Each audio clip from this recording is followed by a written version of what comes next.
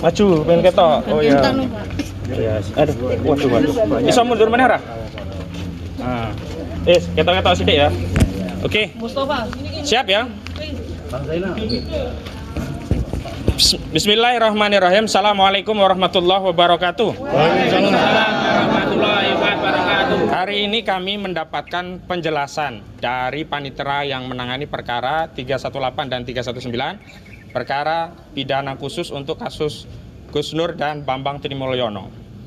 Kami sudah jauh-jauh dari Jakarta dan tim Solo juga sudah jauh-jauh bukan di sekitar pengadilan ini, hadir langsung dalam rangka memenuhi panggilan persidangan yang berkaitan dengan kasus mubahalah ijazah palsu Saudara Joko Widodo yang tadinya jadi perkara perdata di Pengadilan Negeri Jakarta Pusat. Namun karena Bambang Trimulyono dan Gus Nur ditangkap, perkara perdata tadi berubah terkonversi menjadi perkara pidana. Padahal menurut Perma nomor 1 tahun 1956, penyidik tidak berwenang untuk menangani perkara yang sedang digugat perkaranya di Pengadilan Negeri sebelum sengketa perdata itu diketahui siapa yang punya hak atas sengketa keperdataan kepemilikan tadi. Jadi sampai hari ini kan sengketa tentang kepemilikan ijazah itu palsu atau tidak palsu kan belum ada keputusan pengadilan yang bersifat tetap. Tapi Mabes Polri ketika itu ngotot tetap menyidik dan akhirnya gugatan perdata dicabut karena Bambang Tri dan Gus Nur tidak bisa menghadirkan bukti di persidangan. Dan saat itu saudara penyidik dari Direktorat Tindak Pidana Cyber Barreskrim Mabes Polri menyatakan bahwa perkara ini tidak ada kaitannya dengan ijazah palsu. Tapi kita dapatkan dakwaan 110 lembar, 110 halaman, ternyata perkaranya tetap berkaitan dengan ijazah palsu. Jadi telah terjadi kebohongan yang disampaikan penyidik kepada kami yang sebelumnya menyatakan tidak ada kaitannya, ini khusus terkait mubahalah. Padahal mubahalah tadi kontennya adalah mubahalah yang dilakukan oleh Bambang Trimulyono yang dibimbing oleh saudara Gus Nur ini berkaitan dengan apa yang dia tulis dalam buku Jokowi Undercover yang menyatakan ijazah saudara Joko Widodo baik di SD, SMP, dan SMA adalah palsu. Jadi sekali lagi kami ingin menegaskan telah terjadi kebohongan dalam proses ini. Dan hari ini ternyata kami mendapatkan kabar, kami sudah jauh-jauh dari Jakarta akan bersidang di Pengadilan Negeri Surakarta. Ternyata Gus Nur akan disidang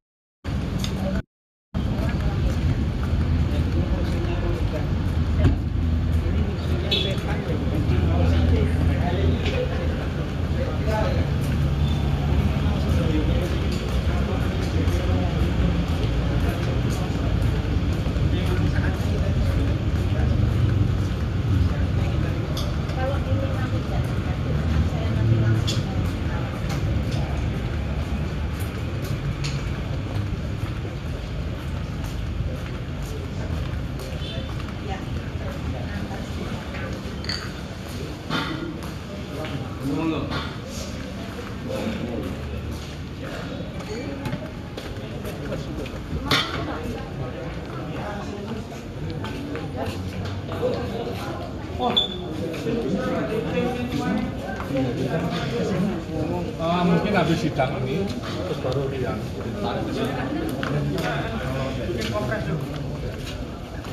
posisinya sepenak gini ya. Kameramen dia kena.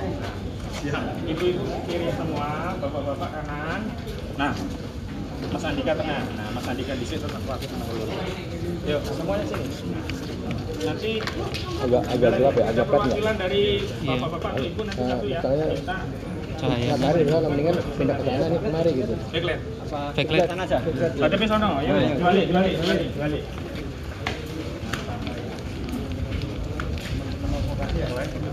Oh iya.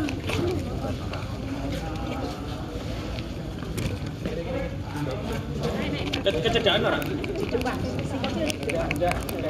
Bisa ya? Takbir! Mantap. Saya itu berjuang dengan agak ragu.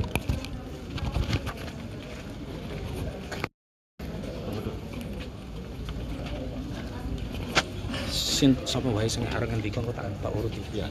Selain jenengan. Kalau ya kan urut aja. Enggak apa-apa semua aja. Yang enggak mau kan monggo.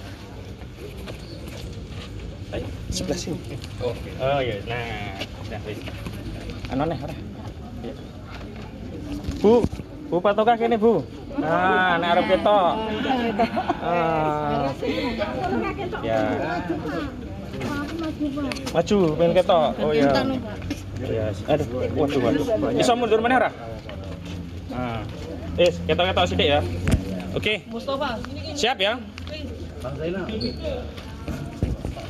Bismillahirrahmanirrahim. Assalamualaikum warahmatullahi wabarakatuh. Waalaikumsalam warahmatullahi wabarakatuh. Hari ini kami mendapatkan penjelasan dari panitera yang menangani perkara 318 dan 319, perkara pidana khusus untuk kasus Gus Nur dan Bambang Trimulyono. Kami sudah jauh-jauh dari Jakarta dan tim Solo juga sudah jauh-jauh bukan di sekitar pengadilan ini, hadir langsung dalam rangka memenuhi panggilan persidangan yang berkaitan dengan kasus mubahalah ijazah palsu Saudara Joko Widodo yang tadinya jadi perkara perdata di Pengadilan Negeri Jakarta Pusat. Namun karena Bambang Trimulyono dan Gus Nur ditangkap, perkara perdata tadi berubah terkonversi menjadi perkara pidana. Padahal menurut Perma nomor 1 tahun 1956, penyidik tidak berwenang untuk menangani perkara yang sedang digugat perkaranya di Pengadilan Negeri sebelum sengketa perdata itu diketahui siapa yang punya hak atas sengketa keperdataan kepemilikan tadi. Jadi sampai hari ini kan sengketa tentang kepemilikan ijazah itu palsu atau tidak palsu kan belum ada keputusan pengadilan yang bersifat tetap. Tapi Mabes Polri ketika itu ngotot tetap menyidik dan akhirnya gugatan perdata dicabut karena Bambang Tri dan Gus Nur tidak bisa menghadirkan bukti di persidangan. Dan saat itu saudara penyidik dari Direktorat Tindak Pidana Cyber Barreskrim Mabes Polri menyatakan bahwa perkara ini tidak ada kaitannya dengan ijazah palsu. Tapi kita dapatkan dakwaan 110 lembar, 110 halaman, ternyata perkaranya tetap berkaitan dengan ijazah palsu. Jadi telah terjadi kebohongan yang disampaikan penyidik kepada kami yang sebelumnya menyatakan tidak ada kaitannya, ini khusus terkait mubahalah. Padahal mubahalah tadi kontennya adalah mubahalah yang dilakukan oleh Bambang Trimulyono yang dibimbing oleh saudara Gus Nur ini berkaitan dengan apa yang dia tulis dalam buku Jokowi Undercover yang menyatakan ijazah saudara Joko Widodo baik di SD, SMP, dan SMA adalah palsu. Jadi sekali lagi kami ingin menegaskan telah terjadi kebohongan dalam proses ini. Dan hari ini ternyata kami mendapatkan kabar, kami sudah jauh-jauh dari Jakarta akan bersidang di Pengadilan Negeri Surakarta. Ternyata Gus Nur akan disidang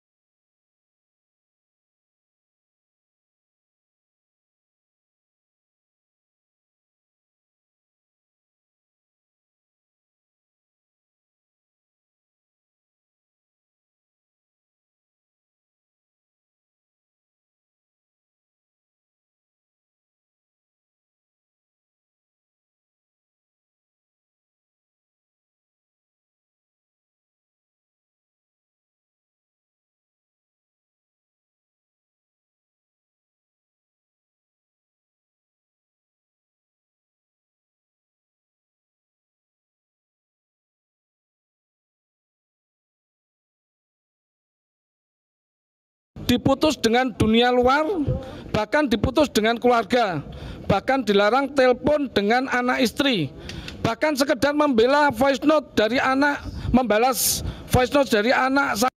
Ditangkap saja itu Bambang Tri karena dia menebarkan kebohongan. Ya memang, tapi bagaimana mungkin orang dituduh menyebarkan kebohongan sementara ijazah aslinya sampai hari ini tidak ditunjukkan kepada kita semua? Betul atau betul, saudara? Betul. Dan yang punya kepentingan ijazah presiden itu asli atau tidak, bukti adalah dasarnya adalah agama. Memang benar Gus Dur belum bisa mempertemukan Bambang Trimulyono dengan saudara Joko Widodo, sebagaimana dulu Rasulullah SAW saat hendak bermubahalah belum sempat bertemu dengan Nasrani Bani Najran. Tetapi Rasulullah juga sudah mengajak seluruh keluarganya dan cucunya bahkan Hasan Hussein untuk bermubahalah. Lah kalau lawan takut bermubahalah, masa kita yang mubahalah dikatakan kita menyebar hoaks? Ini keliru atau keliru, saudara? Keliru. Harusnya tugas penyidik atau jaksa itu menghadirkan saudara Joko Widodo adu mubahalah dengan saudara Bambang Trimulyono yang membimbing Gus Nur. Baru setelah itu silahkan laknat Allah terjadi pada Bambang Tri, kami juga tidak peduli. Terjadi pada saudara Joko Widodo, kami juga tidak peduli. Kepedulian kami adalah agar bangsa ini memiliki pemimpin yang jujur dan amanah. Betul atau betul, saudara? Takbir. Dan saya sangat menyesalkan, ini Gus Dur sebelumnya ya jauh-jauh dari Barreskrim itu dipindahkan ke Polda Jateng. Katanya mau sidang di Solo.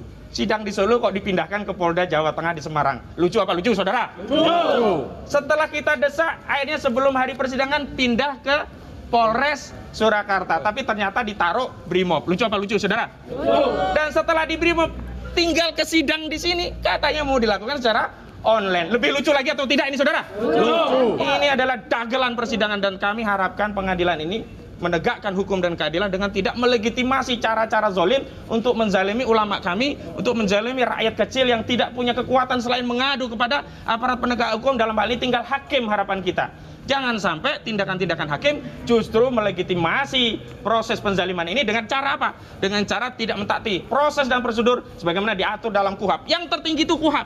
Memang ada perma terkait pelaksanaan sidang online, tapi perma tadi tidak relevan lagi ketika sekarang pandemi memang sudah tidak ada. Dan faktanya Presiden Joko Widodo ngunduh mantu secara offline atau secara online, saudara-saudara? Itu nikahnya online atau offline? Offline. Ijab kabulnya online atau offline? Offline. Hubungan suami istrinya online atau offline? Offline. Saya tidak tahu kalau itu. Memang tahu. Kalau online nggak bisa. Oh, yang jelas kalau online nggak bisa ya. Jadi lucu. Kenapa kalau dalam proses persidangan kok dilakukan secara online? Ini logikanya sederhana. Saat sidang online, hakim ada, jaksa selaku menuntut ada, lawyer selaku pembela ada. Kok terdakwanya tidak dihadirkan? Lucu apa lucu, saudara? Lucu. Padahal yang punya kepentingan itu adalah terdakwa karena dia nanti yang akan divonis. Dan sekarang belum ada keputusan hukum pun, Gus Dur dan Bambang Tri sudah dipenjara, sudah ditahan. Mau kezaliman apa lagi? Saya khawatir kalau kezaliman ini terus-terusan akan datang turun laknat dari Allah. Bukan hanya menimpa kita saja, Gus Nur saja, Bambang Tri saja, tapi seluruh rakyat. Allah Subhanahu wa taala berfirman, "A'udzubillahi minasyaitonirrajim. Walau anna ahlal qura amanu wattaqau la fatahna 'alaihim barakatin minas sama'i wal ard. Walakin kadzabu fa khatau bima kanu yaksibun." Di ayat yang lain Allah Subhanahu wa taala berfirman, "Dhaharul fasadu fil barri wal bahri bima kasabat aydin nasi liyudhiqahum ba'dal ladzi amilu la'allahum yarji'un." Jadi kami tidak ingin atas kesalahan kita, kezaliman kita, tindakan-tindakan kita yang tidak menghormati hak-hak warga negara, tindakan-tindakan kita yang melanggar prosedur hukum, tata cara bersidang, itu akan menurunkan azab dari Allah Subhanahu wa taala dan bukan hanya menimpa bagi para terdakwa, tapi menimpa kita semua. Na'udzubillah. Dan terakhir dari saya selaku koordinator tim dari Jakarta, dan nanti ada Pak Andika, koordinator tim advokat dari Solo juga akan menyampaikan, kami dari Jakarta akan terus memantau perkara ini. Billahi fisabil haq fastabiqul khairat wallahu muwaffiq ila aqwamit thoriq. Wassalamualaikum warahmatullahi wabarakatuh. Waalaikumsalam. Selamat datang senior kita Dr. Muhammad Taufik SHMH. Takbir. Monggo, Mas. Yang tadi yang masak 100 tahun. Ya, assalamualaikum warahmatullahi wabarakatuh. Waalaikumsalam. Takbir. Allahu Akbar. Takbir. Allahu Akbar. Takbir. Allahu Akbar. Ya, saya perwakilan dari penasihat hukum di Solo. Jadi kita selain dari Jakarta yang dipimpin Mas Ahmad Koisinuddin, kita juga ada pendampingan dari advokat-advokat Solo dan kebetulan saya adalah koordinatornya. Dan hari ini kita mengharapkan untuk sidang dilakukan secara offline, karena tidak ada alasan bagi pengadilan tempat kita mengais keadilan untuk tidak menghadirkan tersangka dalam sidang kali ini. Gus Nur ataupun Bambang Tri harus hadir hari ini.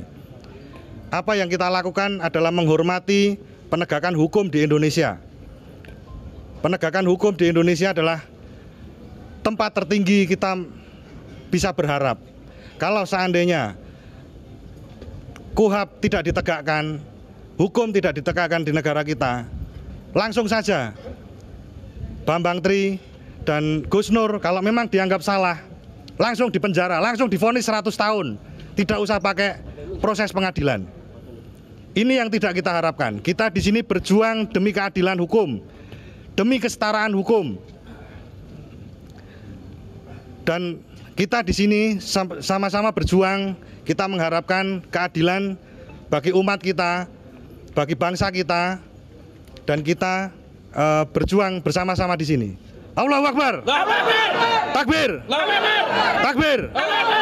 Wassalamualaikum warahmatullahi wabarakatuh. Waalaikumsalam warahmatullahi wabarakatuh. Selanjutnya Dr. Muhammad Taufik. Monggo Pak. Prof. Ya, mari kita kupas, kita buka pasal-pasal. Saya yakin hakim di sini ada yang alumni NS, polisi yang di sini ada yang pernah jadi mahasiswa saya. Kasat Reskrimnya saya juga kenal, pernah jadi Kasat Reskrim di Jepara, ya, Johan.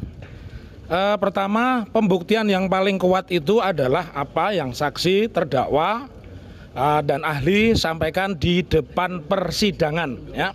Artinya di depan persidangan itu ya bukan di Makobrimob, bukan di Mapolresta, bukan di ruangan jaksa, ya.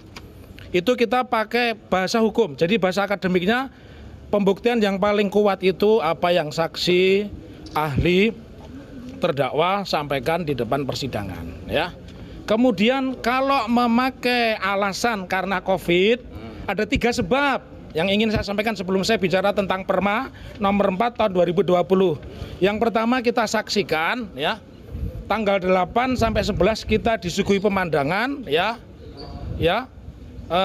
Raja Muda Kaisang itu pernikahannya di Solo dihadiri polisinya dan tentara 10.800. Ya, yang kedua tidak ada prokes. Anda bisa lihat di YouTube itu senyum-senyum, ya. Semua tamu itu senyum, nggak ada prokes, nggak ada yang pakai masker, ya. Kemudian yang ketiga, kalau kita bicara bahwa tadi koordinator advokat Solo Andika mengatakan di sini ini adalah mencari keadilan, kita juga lihat persidangannya Roy Suryo. Roy Suryo itu mantan Menteri Pemuda dan Olahraga, juga dilakukan secara offline. Kasus yang tanda kutip disebut terorisme juga dilaksanakan secara offline. Artinya apa? Hadir di depan sidang. Nah, saya berkesimpulan berarti pengadilan ini mungkin banyak terorisnya kalau tidak mampu menyidangkan perkara Secara offline. Offline. Justru yang dicurigai pengadilan ini tidak aman, ya. Kalau tidak aman ya pengadilan ini kita bongkar saja, enggak pula ada pengadilan di Solo, begitu loh, ya. Lah sekarang kita bicara Perma nomor 4 2020 itu tidak bersifat mandatori, tapi pilihan. Tolong dibuka itu yang punya HP, ya, tapi jangan HP Cina, mungkin nggak ada, ya.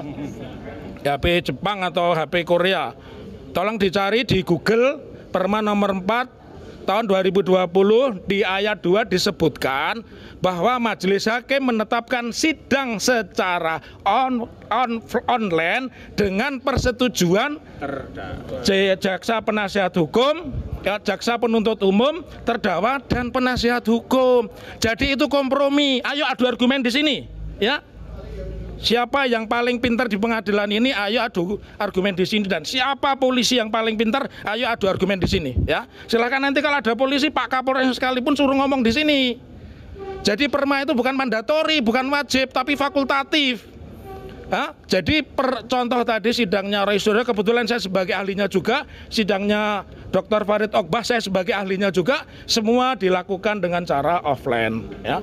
Jadi ini menunjukkan kepada kita persidangan Gus Nur dan Bambang Tri ini jelas bukan dalam rangka menegakkan hukum, tapi dalam rangka menegakkan kekuasaan.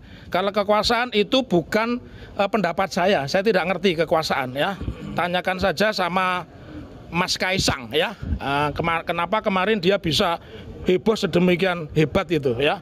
Jadi itu pendapat saya. Jadi sekali lagi saya tidak tahu apakah tim hukum nanti tidak mengikuti persidangan karena alasan-alasan yuridis tadi ya. Tetapi saya ingin tolong dicerahkan masyarakat Indonesia karena channel ini diikuti banyak orang. Channelnya Refli Harun ya, channelnya Muhammad Taufiq Marner, channelnya Ahmad Khosinuddin, channelnya Munjiat ya, Bloko Suto, semua meliput ini. Dan ayo kita perang di medsos ya, adu argumen ya. Jangan adu kekuasaan, kita sedang tidak berkuasa ya.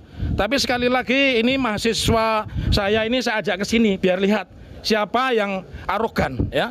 Jadi sekali lagi kalau pendekatan hukum Perma nomor 4 tahun 2020 pasal 2 itu bukan mandatori, bukan wajib, tapi pilihan, harus kesepakatan antara jaksa penuntut umum, terdakwa dan penasihat hukum. Jadi nggak bisa diterapkan, apalagi yang diterapkan polisi. Ini sudah bukan wilayah polisi. Hukum acaranya sekarang sudah kewenangannya hakim ya. Jadi begitu, mudah-mudahan anak didik kita nanti lulus sarjana hukum tidak menjadi centeng ya. Ya karena hukumnya tidak bisa dipakai. Itu terakhir dan takbir. Takbir. Takbir. Ya, dari tim yang lain, monggo. Apa ini? Nanti di-share semua ya pendapat saya siap berbeda pendapat, beradu argumen dengan siapapun di sini. Ini ditaruh sini aja.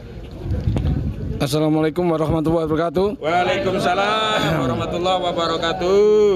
Kebetulan saya Zainal Mustafa, bagian dari tim advokasi Gus Nur dan Bambang Tri yang Solo.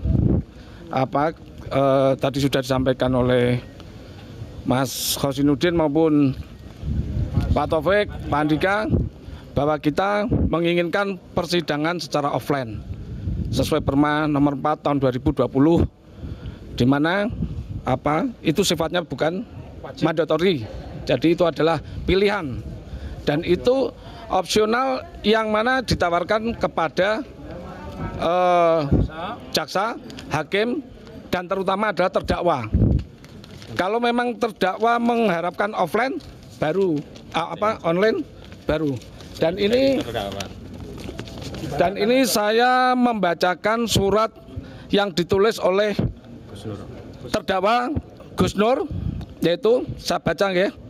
Saya menolak sidang online.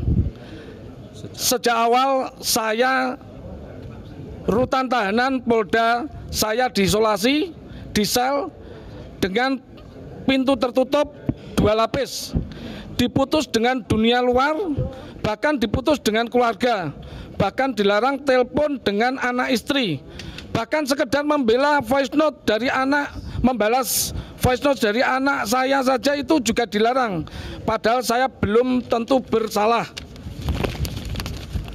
dan belum divonis bersalah. Bahkan kemudian saya dipindah di kamar yang sempit bercampur dengan teman-teman tahanan narkoba, tidur berdesakan, bahkan sekedar untuk meluruskan kaki saja saya tidak bisa atau tidak cukup karena terlalu sempit. Dan sekarang ada wacana sidang online alias tidak menghadirkan saya di sidang. Semoga pikiran saya salah. Demi Allah, saya menolak sidang online karena itu sangat-sangat tidak adil bagi saya. Yang saya hormati dan saya muliakan sekaligus tempat terakhir saya mencari keadilan. Mohon dengan hormat, jangan ada sidang online, apapun alasannya, dan hadirkan saya secara langsung di ruang sidang. Semoga yang mulia Bapak Jaksa dan para hakim senantiasa diberikan keberkahan oleh Allah. Amin. Rutan Polda 16/12/2022, Gus Nur. Itu surat yang dibuat oleh Gus Nur langsung dan minta untuk disampaikan ke publik agar tahu bahwa Gus Nur hanya menginginkan sidang secara offline. Begitu. Cukup dari saya. Wabillahi taufiq wal hidayah. Wassalamualaikum warahmatullahi wabarakatuh. Assalamualaikum warahmatullahi wabarakatuh. Yang lain tim Solo ada lagi? Sudah cukup. Minta pendapatnya jaksa atau Pak Hakim itu aja. Pak Jaksa, Pak Hakim kayak nggak ada di sini. Atau Pak Polisi mungkin. Pak Polisi, ada nggak? Pasti ada ini kasatnya. Ya, Pak Polisi mau kasih pendapat Pak di sini Pak. Aman apa enggak itu? Ini aman apa enggak itu loh? Ya. Oke, kalau nggak ada kita lanjutkan dukungan dari salah satu jamaah. Siapa perwakilan terhadap Gus Nur? Pak Pardo, monggo Pak. Dukungan untuk Gus Nur Pak. Assalamualaikum warahmatullahi wabarakatuh. Waalaikumsalam warahmatullahi wabarakatuh. Melihat perkembangan yang sejak awal sampai sekarang, Gus Nur, kami sebagai pendukungnya mohon untuk dibebaskan. Allahu Akbar. Assalamualaikum warahmatullahi wabarakatuh. Waalaikumsalam warahmatullahi wabarakatuh. Yang putri. Sebentar. Busri. Dari mana? Jenengan mau masih Bu. Sebentar, satu lagi. Ya. Ini kasih mana Pak? Pokoknya pendukung udah langsung. Bismillahirrahmanirrahim. Lepas aja Pak, nyampe enggak apa-apa. Nah. Bismillahirrahmanirrahim. Assalamualaikum warahmatullahi wabarakatuh. Waalaikumsalam. Takbir! Takbir! Takbir! Kami sangat kecewa dengan sidang yang diundur dan diganti dengan online. Saya mendukung Gus Nur menolak. Dan kami dari Solo teman-teman mohon Gus Nur dan Bambang Tri dibebaskan segera. Gus Nur, Bambang Tri segera dibebaskan karena ini sudah tidak ada landasan hukum untuk menjerat keduanya. Jadi kami sebagai warga Solo sangat mendukung Gus Nur tidak mau sidang online. Dan COVID itu kemarin kalau pernikahan itu semua sudah bongkol asli ini. Takbir. Wassalamualaikum warahmatullahi wabarakatuh. Allahu Akbar. Allahu Akbar. Allahu Akbar. Satu lagi ya dari perwakilan Ibu, satu aja ya. Siapa yang disepakati? Siapa ini? Busri. Bu Pateka. Pegang ini aja Bu, pegang. Terus ini pegang. Nah, sekali-kali pegang banyak itu ya. Pegang uang nggak banyak nggak apa-apa. Pegang yang banyak. Assalamualaikum warahmatullahi wabarakatuh. Waalaikumsalam warahmatullahi wabarakatuh. Sekarang kita hanya bersandar kepada Allah. Jadi kami memohon teman-teman semua dari Solo, dari Jakarta, dari Yogyakarta, dari Malang, dari manapun yang kasihan dengan ulama-ulama kita yang selalu dizalimi. Mohon doanya untuk Gus Nur dan Bapak Tri, mudah-mudahan diberi kekuatan, mudah-mudahan diberikan jalan untuk membongkar kebenaran di atas kebenaran. Kebenaran bisa disalahkan oleh mereka, tapi kebenaran tidak bisa dikalahkan oleh apapun. Itu harus kita yakini. Allahu Akbar. Allahu Akbar. Allahu Akbar. Hadiah Fatihah untuk Gus Nur dan Bapak Tri, mudah-mudahan selalu diberi kekuatan lahir maupun batin. Amin. Diberi kelancaran dalam menegakkan keadilan, mencari keadilan di dunia yang tidak ada apa-apanya. Kalau Allah berkehendak kun fayakun, semua hancur-hancurlah. Allahu Akbar. Allahu Akbar. Allahu Akbar. Allahu Akbar. Hanya kekuatan Allah yang akan menghancurkan semuanya. Lahumul Fatihah.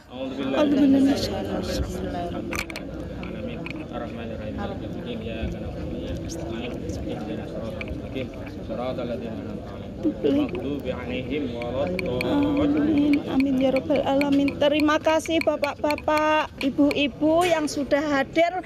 Mudah-mudahan doa hari ini dikabul sama Allah, diijabah sama Allah, diberkahi sama Allah. Amin. Semua yang terzalimi segera dibebaskan oleh Allah dengan cara Allah. Amin. Alhamdulillah. Wassalamualaikum warahmatullahi wabarakatuh. Allahu Akbar. Allahu Akbar. Kita koordinasi memastikan sidangnya mau online atau offline. Kita mau Berhenti dah.